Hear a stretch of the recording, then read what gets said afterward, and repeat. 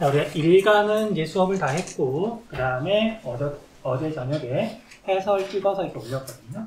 공부할 친구들은 이제 참고하시면 될 거예요. 자, 이제 두 번째 단원으로 넘어가서 국토인식의 변화와 지리 정보. 국토인식의 변화와 지리 정보.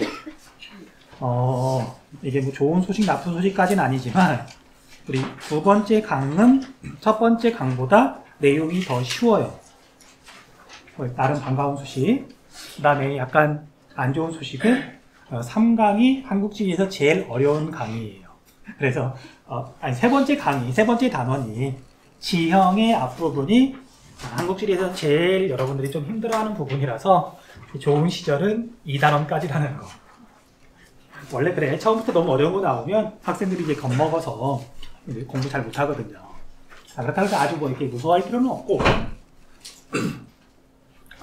자, 아무튼 국토인식의 변화와 지리정보. 1번 국토와 국토인식.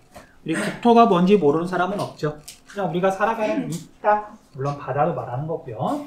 그리고 우리가 살아가는 곳이니까 여기에서 역사도 이루어지고 여기서 우리가 가치관도 형성이 되고 그 다음에 우리만 살고 끝나는 게 아니라 다음 세대한테 또 물려줘야 되고 그러니까 이게 사실 사람마다 많이 다르거든요. 어떤 사람들은 내 후손도 알게 뭐야. 근데 어떻게 보면 이게 좀 조심스러운 말이지만 이기적이라는 표현을 말은 좀 거부감이 크고 자기 중심적인 사람들이 있어요. 거의 같은 말이거든요. 근데 그런 성향들도 타고나는 부분이 크다고 하더라고. 자, 아무튼 그래서 다음 세대에 물려줘야 되니까 우리가 쓸 만큼 쓰고 파괴되지 않을 정도로 바꾸기도 해야 되고 그런 거죠. 자, 그리고 이런 국토를 어떻게 바라보는가 관점이나 태도 같은 것도 중요해요. 자, 여러분들 요즘은 어떤 커다란 개발 사업을 하려고 합니다. 그럼 사람들의 인식이 대체로 어때? 뭐 커다란 공항을 막 지으려고 그래. 그럼 사람들이 야, 이거 사람한테 도움이 되니까 편리해지니까 무조건 건설해야 돼. 뭐 이런 쪽도 물론 있죠. 그런데 그 반대인 경우도 꽤 많죠. 실제로 이제 우리나라를 보면 충분히 잘 먹고 잘 살거든요. 경제 규모를 놓고 보면. 그러니까 이제 뭔가 개발보다는 이게 정말 필요한 건지 이걸 함으로써 뭔가 피해는 없는 건지 이런 것들을 따지잖아. 어쨌든 과거에는 여유가 없으니까 개발 중심으로 갈 수밖에 없었다면 시간이 지나면서 사람들의 인식도 당연히 달라진다. 당연한 얘기죠. 넘어갈게요. 그 다음 풍수지리사상 볼게요. 풍수지리. 자, 풍수지리란 말은 많이 들어봤죠? 네. 뭐 조금 이렇게 아주 옛날 얘기긴 한데, 그러니까 선생님이 졸업한 이제 학과가 지리교육과거든요. 근데 이제 나보다 윗세대는 이제 고등학교 나온 분들도 많이 없었어요. 옛날에는. 그러니까 대학이 뭔지도 잘 모르고. 그래서 내가 지리교육과를 이렇게 간다 그러니까 몇몇 분들이 야, 너 풍수지리 하려고 뭐 지리교육과 가니? 하면서 이렇게 말씀을 하시더라고. 그런데 풍수지리하고 사실 지리교육하고는 아무 상관이 없고, 그리고 풍수지리를 우리가 뭐 과학이라고 말하기엔 조금 애매하죠. 원래 과학이라고 하는 건 내가 무언가를 했으면 다른 사람이 똑같이 실험을 했을 때 똑같은 결과가 나와야 되는 거거든. 근데 풍수지리는 같은 땅을 보더라도 사람마다 다르게 생각을 하기도 하고 그러다 보니까 자, 얘는 어쨌든 대학에서 뭐가 전공으로 다루거나 그러진 않더라. 근데 아무튼 우리 풍수지리라고 하는 건 얼마만큼 우리나라에 영향을 미칠까? 사람들한테 영향을 미칠까? 꽤 영향을 미치는 것 같아요. 이게 사람이라는 게 모르면 모를까, 알면 찝찝해서라도 집을 어디서 살 것인가? 그 다음에 이제 지금은 대부분 사람들이 화장을 하니까 사람이 죽으면, 근데 옛날에는 묘를 어디다 이렇게 사람을 모실 것인가? 이런 것들을 되게 사실 신경을 많이 썼잖아요. 자, 아무튼 그래서 예로부터 우리나라 사람들이 꽤 많이 중요하게 생각했던 풍수지리예요. 자, 이제 설명을 들어가면 의미는 산줄기의 흐름, 산줄기가 어떻게 이어져 있느냐. 참고로 우리나라 사람들은, 조상들은 전통적으로 산줄기 있죠. 이걸 되게 중요하게 생각했어요. 왜냐면 뭐 뒤에서 나오겠지만 우리 땅덩이에도 기가 흐른다. 그러니까 사람 몸에 핏줄이 있어서 피가 흐르는 것처럼 땅에도 기가 흐른다. 근데 그 기가 어디를 따라 흐른다고 봤냐면 산줄기를 따라서. 그래서 산줄기의 모양이나 산의 모양 뭐 이런 것들을 파악해서 명당을 찾는 어떤 사상 체계를 풍수지리라고 하죠. 포인트는 명당을 찾는 곳. 자, 여러분들이 보기에 우리 학교는 명당일까? 명당일까? 잘 모르겠어. 는 아니고요. 이게 모르겠어요. 명당이라고 내가 뭐 풍수지리를 하는 건 당연히 아니니까. 학생들한테 제일 많이 듣는 말, 왜 학교를 언덕 꼭대기에다 지어놔가지고 이게 지금 학교로 오는 건지 등산을 하는 건지. 평지에 있는 학교가 아무래도 좋죠. 자, 그다음 배경을 보면은요, 풍수지리의 배경은 자, 중국에서 음향오행설이 넘어왔어요. 음향오행설이 뭔지 대충 알겠죠? 양, 그 다음에 뭐 5가지가 서로 영향을 주고받고 뭐 순환한다. 중국에서 넘어온 사상이고요. 지모 사상은 딴 지자의 어머니 모자예요. 자, 이건 우리의 전통 사상이거든요. 그리고 땅에서 식물들이 자라고 그 식물들을 가지고 사람들도 초식 동물들도 먹고 사는 거니까 땅이 모든 걸 길러내는 어머니 같은 존재다. 자, 이것이 결합이 돼서 그리고 우리나라 환경에 맞게 이제 변형된 게 풍수지리예요. 참고로 풍수지리는 중국도 있다, 일본도 있어요. 우리나라도 당연히 있는 거고. 근데 당연히 좀 달라. 구체적으로 들어가면 다른 부분들이 많이 있거든요. 어쨌든 우리나라에 맞춰서 뭔가 조금 변했더라. 자, 영양 볼게요. 이건 그냥 여러분들이 그렇구나 하고 넘어가시면 될 것 같아요. 양택, 풍수, 양이죠. 네. 그래서 양은 살아있는 사람들을 위한 풍수지리고요. 음택은 죽은 사람들을 위한, 위한다기보다는 죽은 사람과 관련된 풍수지리예요. 여기 나와 있는 것처럼 집 털을 어디다 이렇게 잡을 건가? 여기는 몇 자리를 어디다 쓸 것인가? 이런 용어가 있는 거고요. 그다음 비보 풍수는 여기 강조 표시가 되어 있는데 그냥 여러분들 상식에서 조금 이렇게 알아두세요. 상식에서. 근데 조금 미안한데 미안하지. 그러니까 내가 이게 상식이라는 말을 종종 쓰는데 근데 이 말을 듣고 나 저거 모르는데 나 너무 무식한 건가? 그렇게 생각하지 않아도 괜찮아요. 그러니까 우리나라 어떤 환경에서 초등학교 때 공부했던 거 사실 시간 지나면 다 잊어버리잖아요. 그리고 이제 우리나라는 여유가 아무래도 없다 보니까 시험 기간이야. 그럼 막 외우기 바쁘고. 그러니까 차근차근 뭔가 정리하면서 공부하는 게 아니라 환경 급하니까 막 외우는 것들은 당연히 금방 잊어버릴 수밖에 없잖아요. 그래서 어쨌든 우리 기억을 한번 떠올려 볼게요. 자, 여러분들 조선시대의 정궁. 기본 궁궐. 경복궁이죠. 경복궁은 혹시 가봤니? 경복궁? 네. 자, 경복궁을 보면은요, 당연히 풍수지리를 따져서 궁궐터를 잡은 거잖아. 자, 여러분들 좌청룡 우백호란 말 들어본 적 있어? 자, 조선시대 때 임금은 남쪽을 바라보고 정치를 했어요. 그러니까 동양에서는. 이유는 왜 그럴까? 자, 이건 그냥 듣고 잊어버리세요. 자, 우리가 세상에서 변하지 않는 게 많이 없거든요. 대부분은 변해. 해도 날마다 이렇게 움직이잖아요. 그런데 북극성은 밤하늘에 그대로 있거든. 그래서 신하들이 북극성을 바라보는 방향으로, 그러니까 임금을 북극성에 비유한 거예요. 세상의 중심, 기준이니까.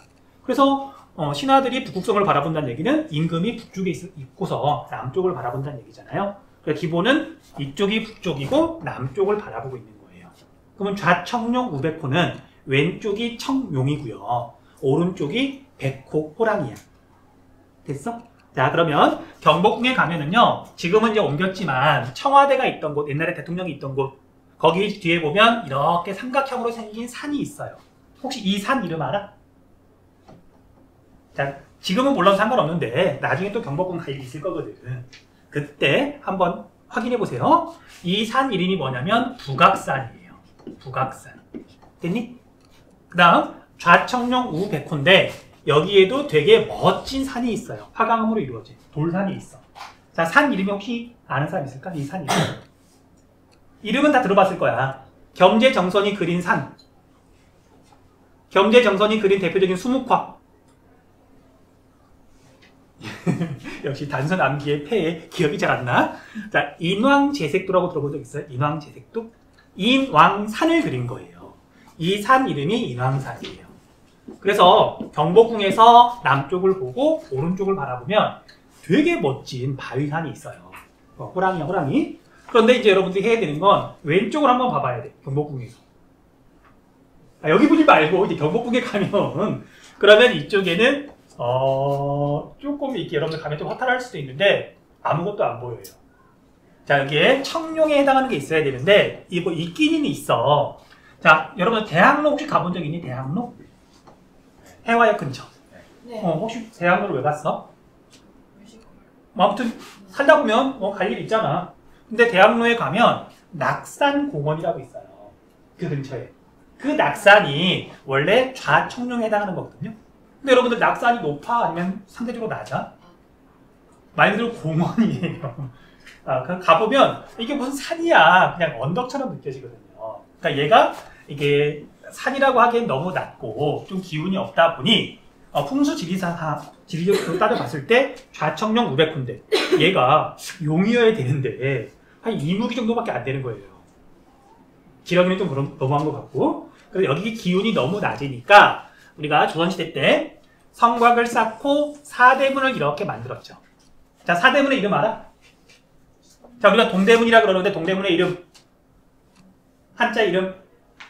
자, 남대문의 이름은 뭐야? 숭례문이에요. 나중에 가면 확인해봐. 인, 의, 예, 지 글자 넣어서 만들었거든요. 여기는 예. 자, 동대문의 이름은 흥, 인, 지, 문이죠. 흥인지문. 자, 인을 집어 넣은 거고요. 그 다음에 이름도 그냥 정한 게 아니라 이 흥은 흥하다, 흥이 난다. 어떤 느낌이지? 뭔가 기운을 북돋는다. 그런 뜻이잖아요. 그래서 여기 있는 낙산이 너무 기운이 약하니까 사람이 이름조차도 이렇게 지은 거예요. 약한 기운을 뭔가 보완하기 위해서. 됐어요? 자, 이렇게 풍수지리라고 하는 게 자연에 의해서 모든 게 결정되는 게 아니라 인간이 영향을 어느 정도 미칠 수 있다. 그런 걸 비보풍수라고 불러요. 비보풍수. 됐어요? 대표적인 예가 동대문 이름이 흥인지문이다. 자, 궁금한 사람은 숭례문도 한번 찾아보세요. 숭례문 이름도 그냥 지은 게 아니고요.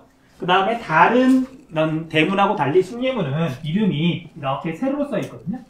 이것도 이유가 있어요.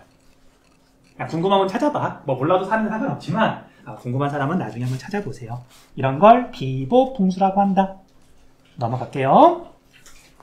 그 다음 오른쪽에서 풍수지리 강조 표시한 것만 설명할게. 자, 풍수지리에서 바람풍이죠. 물수죠. 네.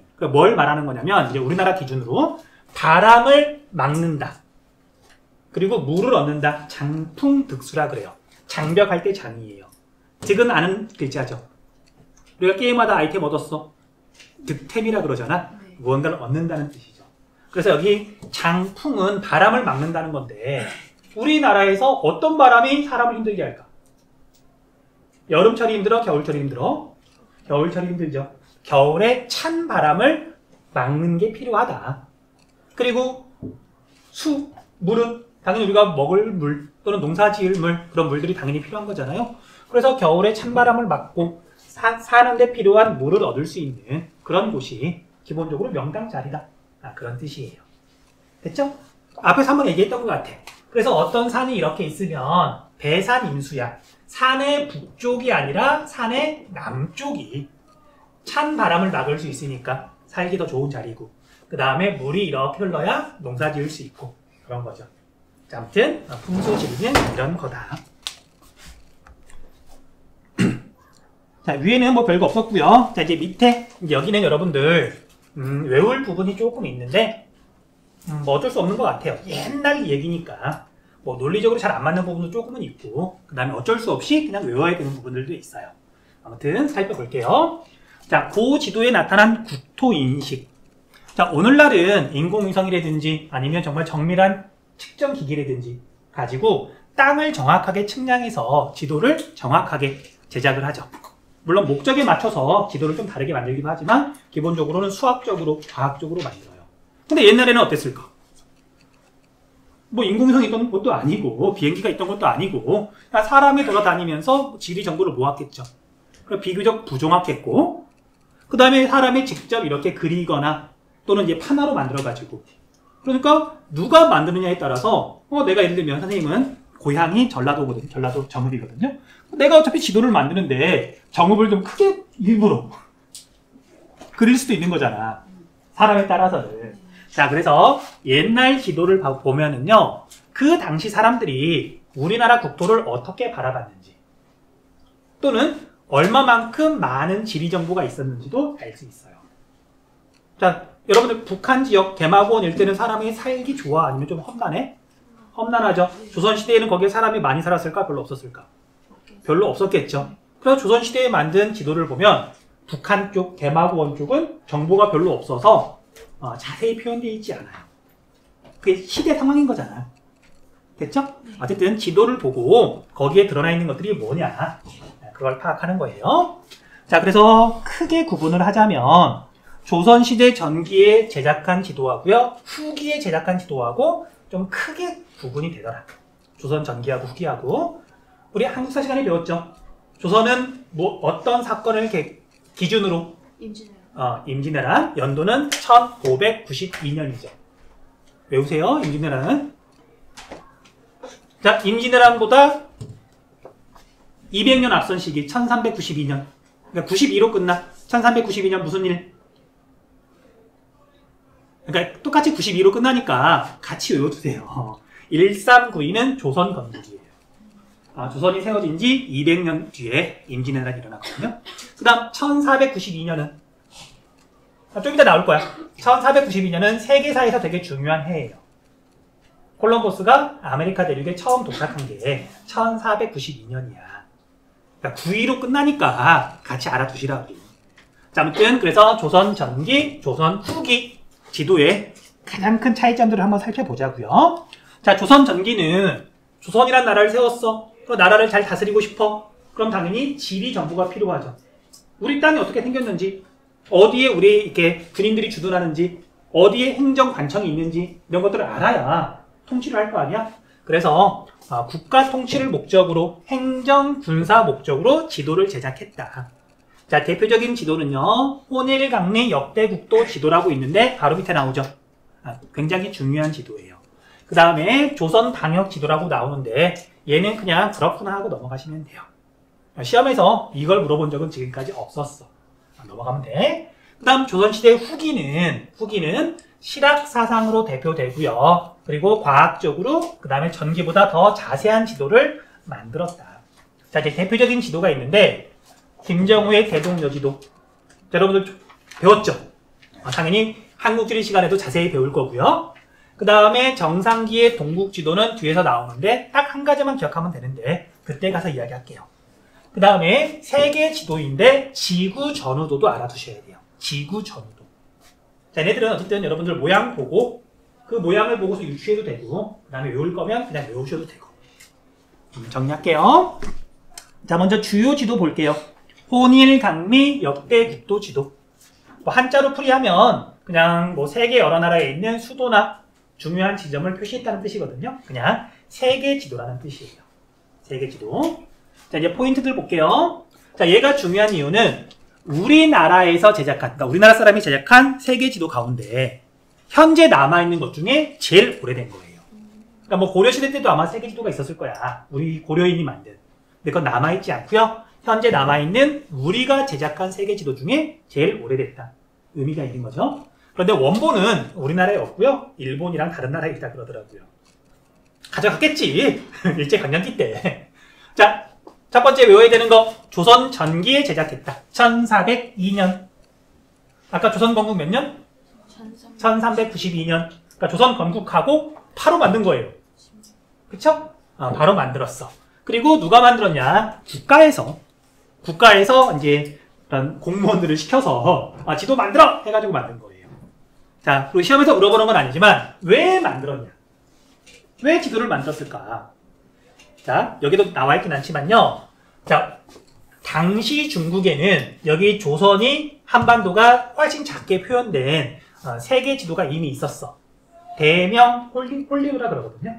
그 지도를 중국에서 이렇게 가져다가 조선 한반도를 이렇게 합성한 거예요. 쉽게 말하면. 그럼 왜 합성했을까? 조선이라는 나라를 건국했어. 이성계가. 태조 이성계가.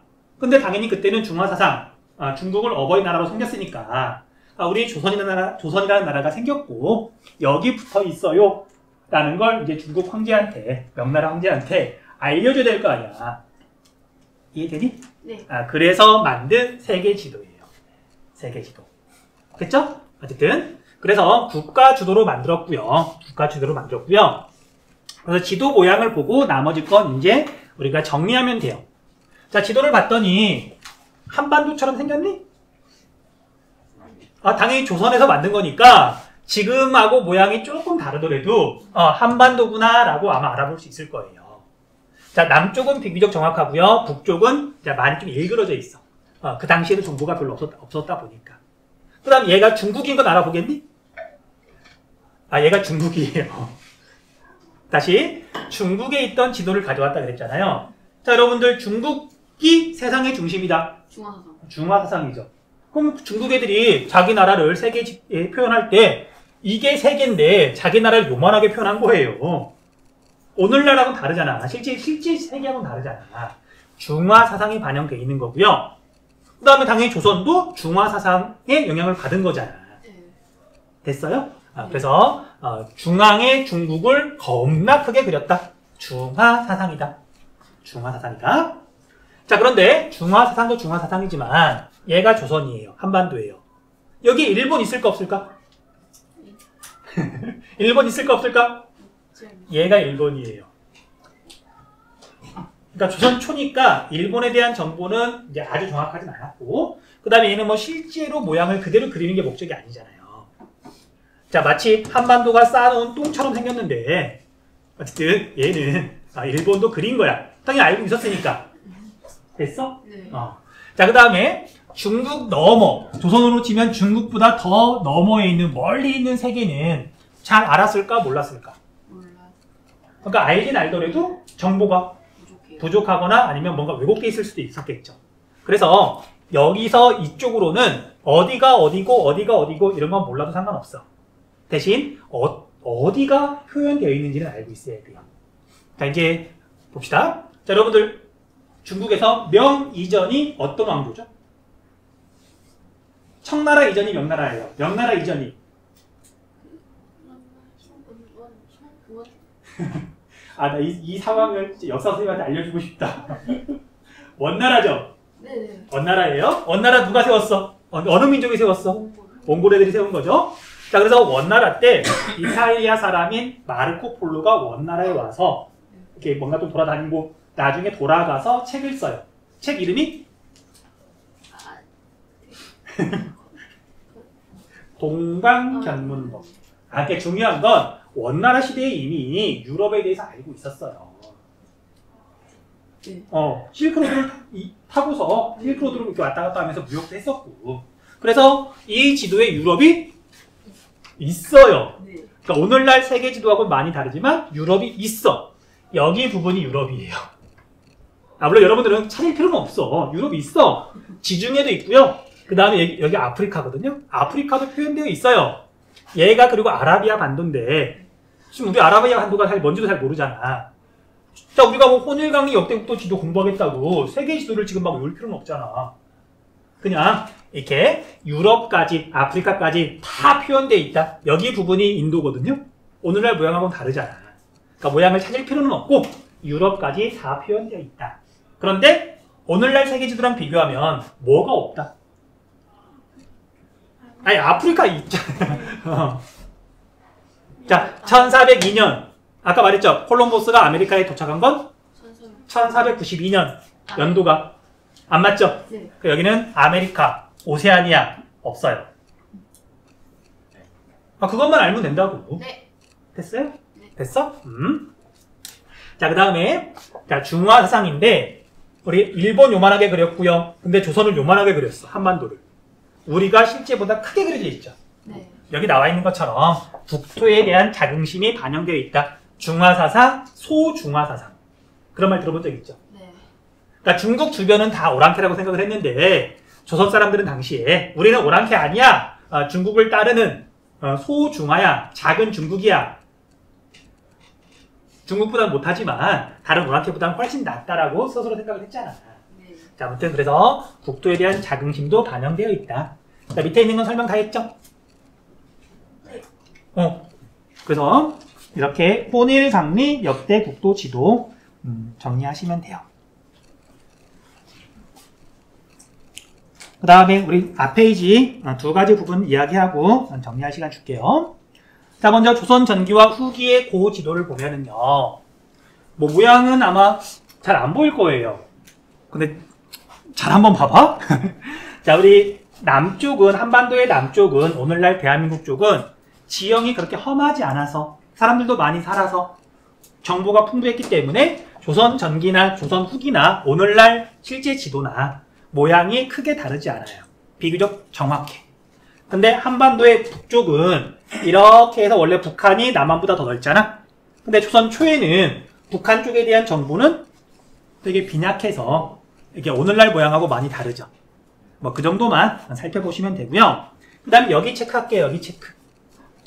동국대지도인데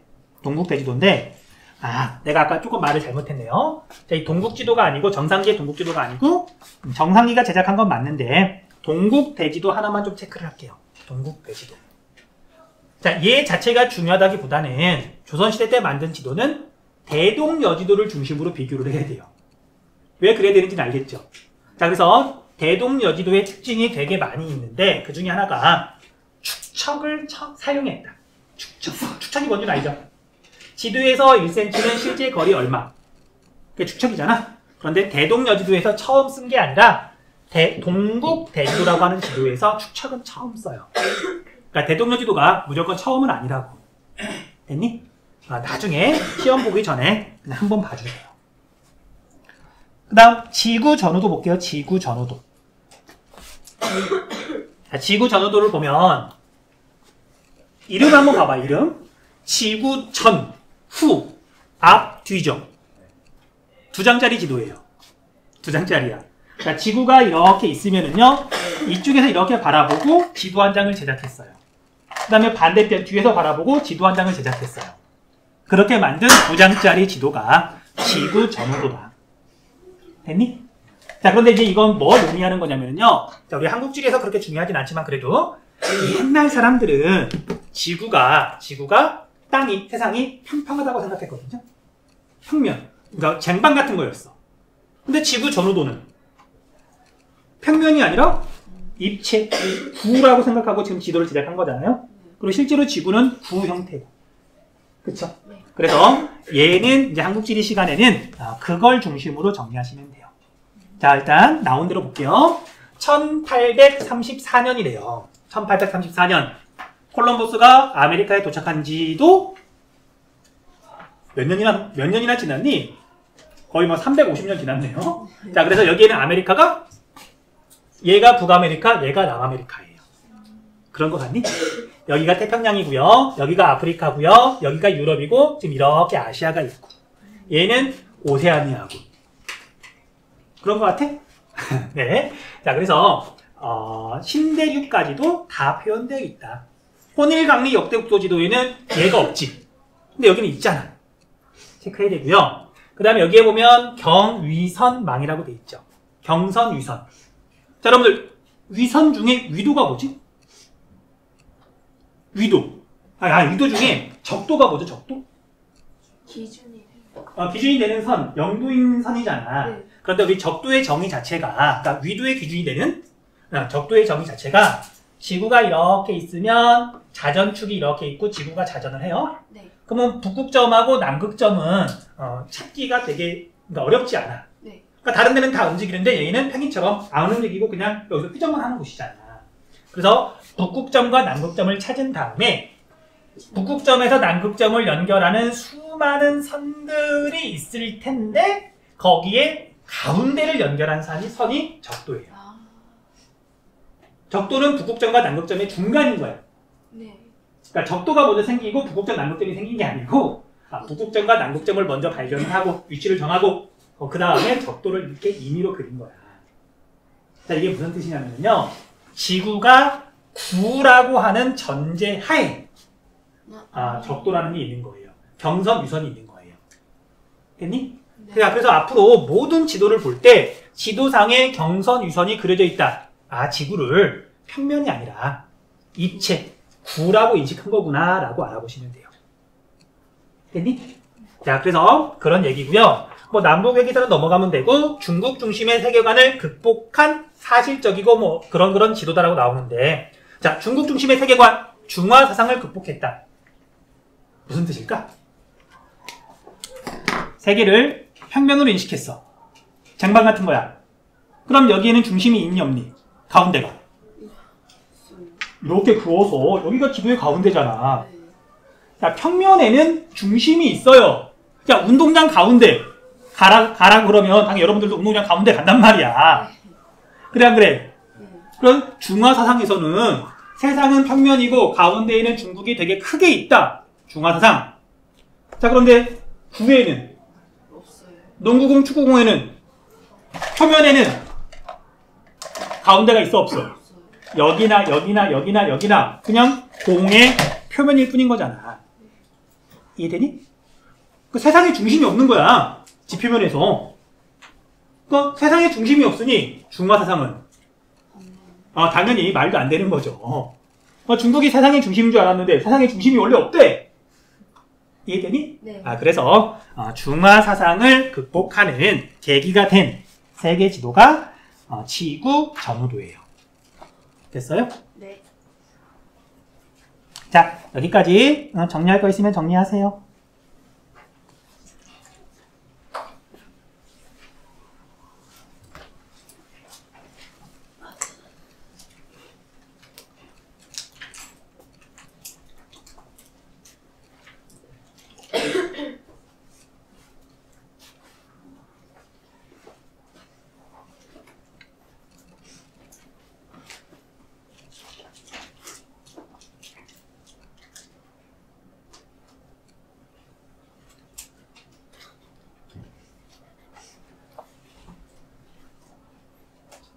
높이 이 책상에 가서 이렇게 작은 건 내두자.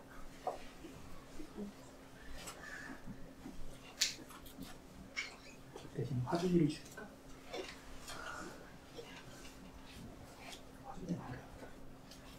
작년에 이렇게 런닝부를 할 때 1학년 학생들이 몇 명 있었거든. 근데 그 학생은 이름을 대충 알지. 자, 뒤로 가서 천하도까지만 하고 한 10분 일찍 끝낼게요. 천하도. 자, 천하의 재수없는 놈. 무슨 뜻이죠? 세상에서 제일 재수없는 놈이잖아요. 그래서 하늘 아래, 동양에서 천하는 세계를 뜻하는 말이죠. 천상은 이제 목황상제가 있고, 말 그대로 이제 하늘나라인 거고. 자, 그래서 천하도라는 이름 자체가 세계지도라는 뜻이에요. 세계지도. 자, 그런데 앞에 있는 혼일강리 역대 국도지도하고는 어떻게 다른 거냐면요. 시기가 먼저 조선시대 중기 이후. 혼일강리 역대 국도지도보다 나중에 만든 거야. 그런데 누가 만들었냐? 민간에서 제작했다. 민간이 무슨 뜻이죠? 민간. 국가에서 만든 네, 거예요. 우리가 관청이라 그러죠. 네. 관공서라 그러죠. 관은 정부기관을 말하는 거예요. 민간은 정부기관이 아닌 개인들. 그리고 다른 말로 하자면 백성들이 제작했다 라고 생각하시면 돼요. 됐죠? 네. 그럼 왜 제작했을까? 백성들이, 조선시대 백성들이 심심해서 뭔가 국가 통치 그런 거 아니고요. 심심해서 그래서 관념적인 세계 지도라고 나와 있는데요. 그러니까 백성들이다 보니 자기들이 알고 있는 중국, 뭐 임진왜란 뒤니까 일본, 그 다음에 조선은 당연히 알고 있었을 거고, 그래서 조선, 중국, 일본이 있을 거고, 그 주변 저 먼 곳에는 상상해서 이런 나라들이 있을 것이다 라고 상상해서 그린 부분들이 있어요. 그래서 관념, 머릿속에 있는 세상을 그렸다. 관념적인 세계 지도라고 불러요. 자, 좀 정확하게 이야기해 줄게요. 자, 여러분들 걸리버 여행기라고 하는 소설이라 그래야 되나? 만화라 그래야 되나? 우리 걸리버 여행기가 뭔지는 알죠? 네. 사람이 배를 타고 가다가 풍랑을 만나서 표류하다가 어디인가에 도착했더니 요만한 사람들만 살고 있거나, 여기 가가지고 다른 데 갔더니 이제 어마어마하게 큰 사람들만 살고 있거나. 자, 걸리버 여행기는 여기서 끝나는 게 아니라 그 뒤로도 수많은 나라를 가거든요. 그런 비슷해. 그래서 걸리버 여행기를 읽고 당시 사람들이 저기 어딘가에는 난장이들만 사는 나라가 있겠구나. 있지 않을까? 어딘가에는 뭐 이런 나라가 있지 않을까? 상상해서 그렸을 수도 있겠죠. 그런 거라고 생각하면 돼요. 그래서 상상의 국가와 지명이 표현되어 있는데요. 도교적 세계관이 반영되어 있는 책 중에 산해경이라고 하는 책이 있어요. 산해경. 그 책을 읽고 조선시대 백성들이 이제 지도를 제작한 거예요. 됐니? 자, 여러분 혹시 산해경 들어본 적 있니? 산해경? 말하면 아마 알 텐데. 자, 개인적으로 되게 안타까운 거. 이제 몇 년 전까지 되게 이게 열심히 보던 웹툰이 있어요. 내가 열심히 보던. 아마 여러분들도 아마 봤을 거야. 혹시 호랑이 형님이라고 하는 웹툰 아니? 모르니? 호랑이 형님? 알아 몰라. 안타깝다. 되게 재밌는 웹툰인데 지금 휴지 중이야. 그래서 안타까워. 아무튼 그래서 호랑이 형님인데 주인공은 호랑이고요. 아무튼 거기에 보면 되게 이제 괴상한 것들이 많이 나오는데 그 출처들이 대부분 산해경이야. 그래 옛날 책인데 어쨌든 도교적 세계관이 담겨있는 그 책을 보고서 백성들이 제작한 거라고요. 자, 볼게요. 그래서 지도의 중앙에는 중국이 있다. 그리고 조선, 일본도 있어요. 유럽이나 그런 건 없어. 뭐 조선 백성들이 뭘 알았겠어 사실은. 그리고 중국이 가운데에 크게 있으니까 중화사상. 됐죠? 그리고 이 지도를 보면 이제 글자는 잘 안 보일 텐데 가운데가 여기 부분이 지금 중국이고요. 여기 부분이 아마 조선일 거예요. 여기 어딘가에는 일본도 있을 거고. 그러니까 가운데 부분은 실제 세상을 그린 건데 그 주변 둘러싸고 있는 바다는 상상의 바다. 그 다음에 그 둘레에는 동그랗게 또 대륙이 있다라고 생각을 했는데 얘도 상상. 그 바깥쪽에 또 이렇게 바다가 있을 거라고 생각을 했는데 이것도 상상. 그래서 관념도라고요. 됐죠? 그래서 어딘가에 가면 머리가 셋 달린 사람들만 살 것이다. 삼수국. 그 다음에 어디 갔더니 여자들만 사는 나라가 있더라. 여인국. 어딘가 갔더니 온몸이 털로 덮인 사람들이 사는 나라가 있다. 모인국. 이제 그런 지명들이 있어요. 됐죠? 그렇게만 알아두시면 돼요. 그 다음 천원지방 사상. 체크 좀 할게요. 천원지방. 혹시 천원지방 들어본 적 있니? 천은 하늘천. 둥글원. 하늘은 둥글고 땅지. 얘는 네모방이거든요.